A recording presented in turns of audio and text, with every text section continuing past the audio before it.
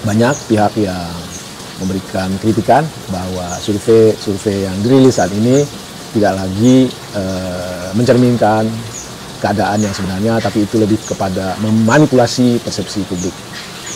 Bahkan Rocky Gerung menyatakan survei itu adalah tipu-tipu. Beberapa orang juga menyatakan survei itu adalah benalu demokrasi, hama demokrasi, dan lain sebagainya. Dan Bang Kicca termasuk orang yang percaya bahwa survei opini publik terhadap calon presiden itu tidak menggambarkan keadaan yang sebenarnya, itu tak lebih hanya sebagai bagian dari mesin propaganda.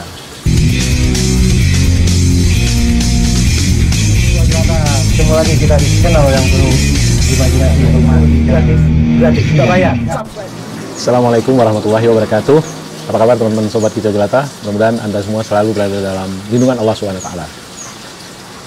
Menjadi orang baik itu biasa, menjadi orang biasa itu baik, tapi menjadikan kebaikan sebagai suatu kebiasaan, nah itu baru luar biasa. Salah satu kebaikan yang harus selalu kita lakukan adalah menjaga kesehatan tubuh. Menjaga kesehatan tubuh itu antara lain bisa dilakukan dengan berolahraga. Sudahkah Anda berolahraga hari ini? Berjalan kaki sekitar 3.000 sampai 5.000 langkah setiap hari sudah lebih dari cukup untuk memaintain kebugaran tubuh kita. Teman-teman yang berbahagia, mudah-mudahan suara air tidak begitu mengganggu percakapan kita. Hari ini Bang Kicca ingin berceloteh tentang pemilu. Ya, seorang teman bertanya, apa pentingnya sih pemilu bagi Anda?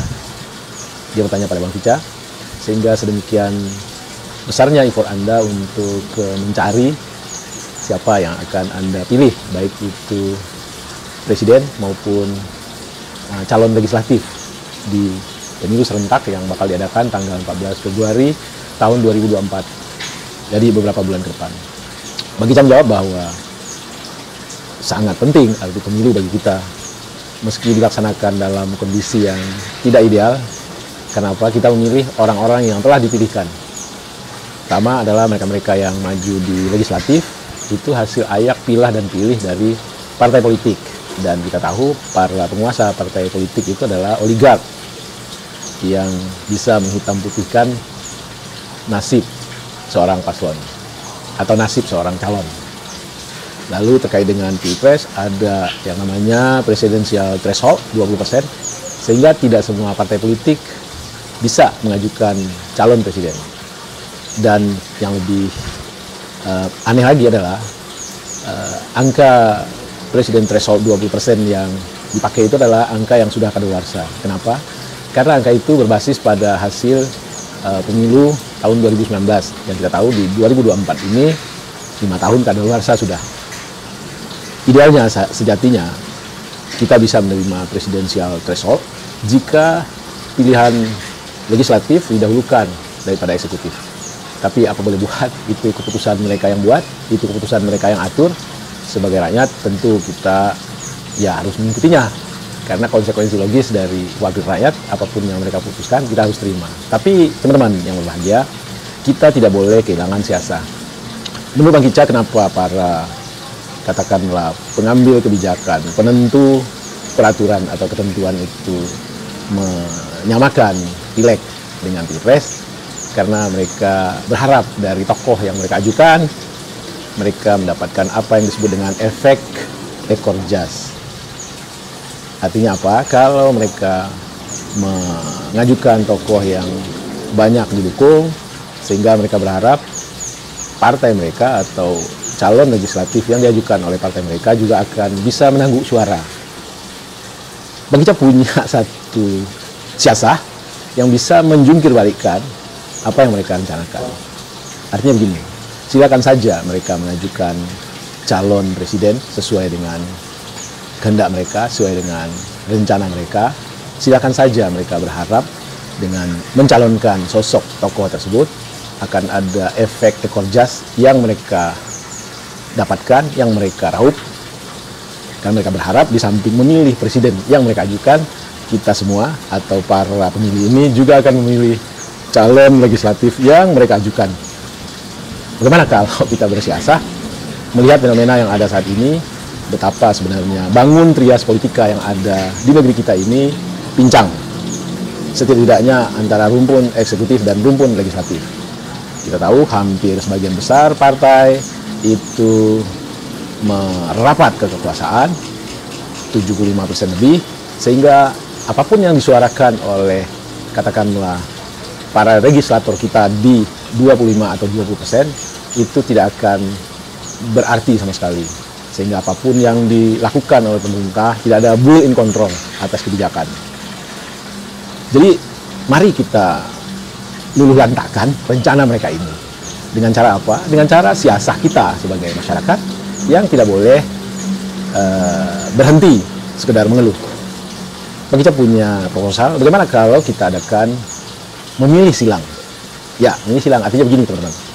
Kalau partai A atau gabungan dari partai A, B, dan C mencalonkan si X sebagai calon presiden, mari untuk calon legislatif kita pilih di luar partai yang mencalonkan si X tersebut.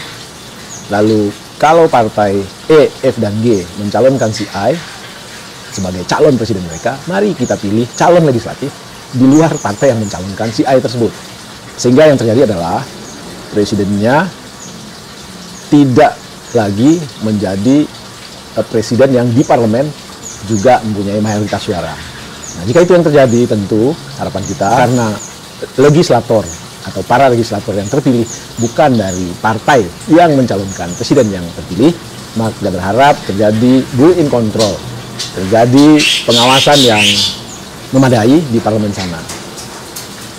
Kita ambil contoh misalnya, salah satu fungsi dari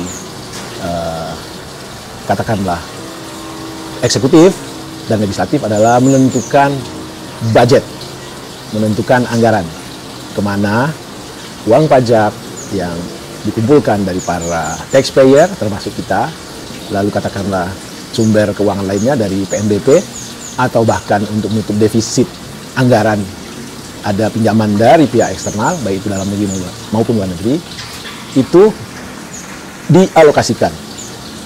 Yang sudah terkuncikan alokasi untuk dana pendidikan 20%. Tetapi kan ada dana-dana lain yang sebenarnya bisa dialokasikan ke hal-hal yang lebih bermanfaat secara umum, menjadi bagian dari distribusi keadilan sosial.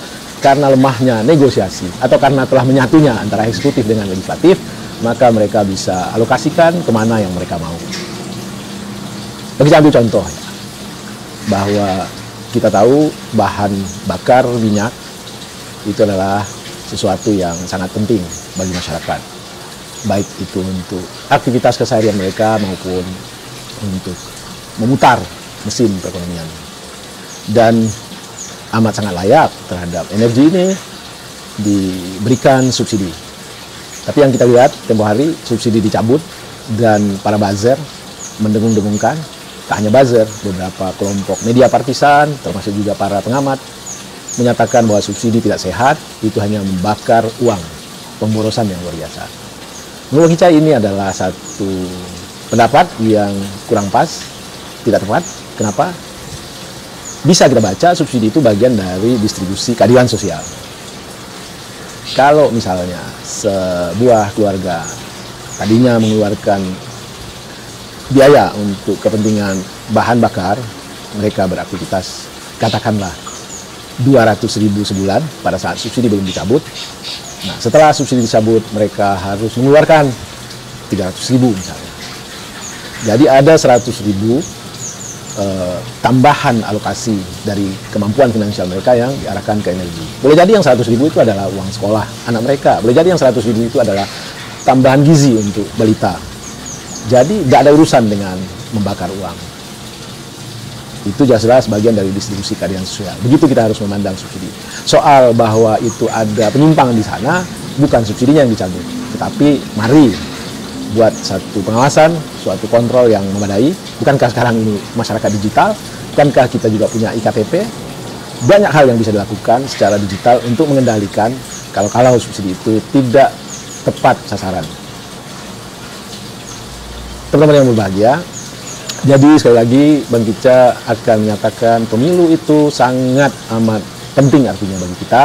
Karena itu mari kita melaksanakan atau melakukan pemilihan, baik itu legislator yang akan mewakili kita di parlemen maupun presiden selaku eksekutif yang akan menjadi pemimpin kita, kepala negara dan kepala pemerintahan, dengan sebaik mungkin, tidak asal terpengaruh oleh apapun yang katakanlah sifatnya menyesatkan kita.